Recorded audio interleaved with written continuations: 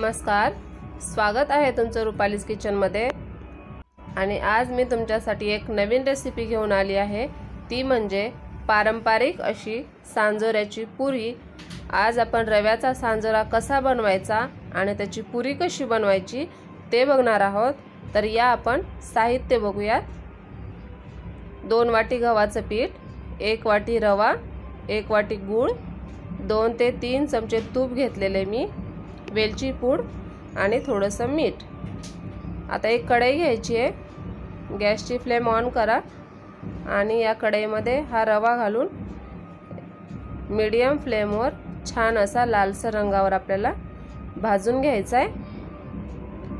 तर तुम्ही बघू शकता आपला रवा भाजतोय आणि थोडासा रवा भाजत आला की आपल्याला यामध्ये तूप घालून घ्यायचं आहे आणि मस्त परत आणखी एकदा छान असं मिक्स करून लालसर होईपर्यंत भाजायचा आहे। आपला रवा भाजून झालेला आहे। आता मी एका प्लेटमध्ये काढून घेते आणि आता याच कढईमध्ये 1 वाटी गूळ आहे, तर 1 वाटी पाणी घालायचे आणि मग यामध्ये गूळ घालून हा गूळ विरघळेपर्यंत आपल्याला मिक्स करायचे। आता मी यामध्ये वेलची पूड घालते आणि हे पाणी थंड झाल्यानंतर आपण जो रवा भाजला तो यामध्ये मिक्स करून 6 ते 8 तासांसाठी आपल्याला भिजत ठेवायचा आहे। आपले 6 ते 8 तास झालेले आहेत आणि हा सांजोरा तुम्ही बघू शकता असा झालेला आहे आणि आपली कणिक सुद्धा रेडी आहे। सांजोरा जेवढा घट्ट आहे तेवढीच कणिक पण घट्ट हवी, कणिक पातळ नकोय आपल्याला यासाठी। आता आपण याच्या पुऱ्या बनवायला घेऊयात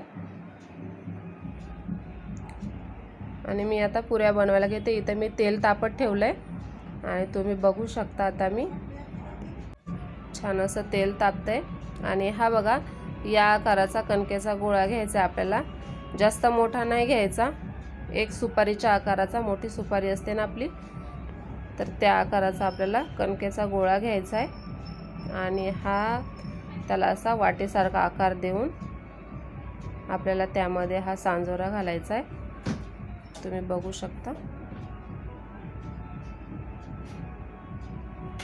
आणि जसं आपण पुरणपोळीमध्ये पुरण घातलं होतं, भरलं होतं, त्याच पद्धतीने आपल्याला सांजोरा सुद्धा असा भरून घ्यायचा आहे आणि हे असं याचं तोंड बंद करून घ्यायचं आहे, जेणेकरून आपला सांजोरा पुरी लाटताना किंवा तळताना बाहेर येणार नाही। तर तुम्ही बघू शकता अशा पद्धतीने हळूहळू करून याचं हे तोंड असं मी मिटवून घेतलेलं आहे आणि एक्स्ट्राचं पीठ जे आहे ते आपल्याला काढून घ्यायचं आहे। यामुळे काय होतं, एका साईडनं आपली पुरी जाड होते किंवा कणकेची लेयर जास्त येते, म्हणून ते एक्स्ट्राचं पीठ काढून घ्यायचं आणि अशी हातावर थोडीशी चपटी करून मग आपल्याला ही पुरी एकदम हलक्या हाताने लाटायची आहे। तुम्ही बघू शकता हलक्या हाताने लाटा, एकदम भार देऊन लाटू नका किंवा जास्त प्रेस करू नका।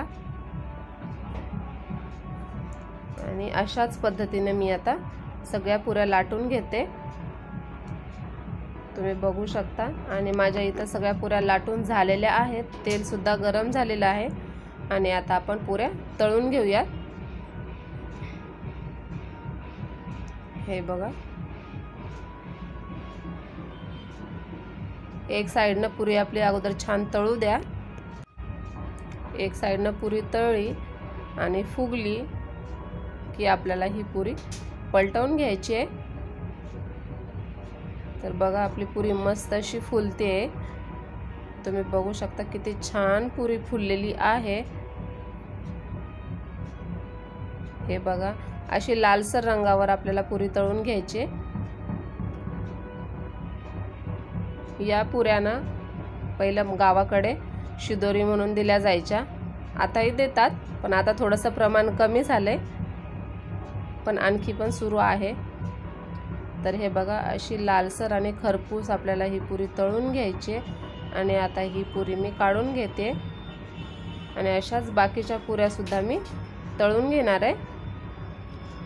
हे बघा आणि माझ्या पुऱ्या इथं तळून झालेल्या आहेत, तुम्ही बघू शकता किती छान फुगलेल्या आहेत आणि रंग सुद्धा एकदम सुंदर आलेला आहे। तर आजची रेसिपी तुम्हाला कशी वाटली कमेंट करून नक्की सांगा।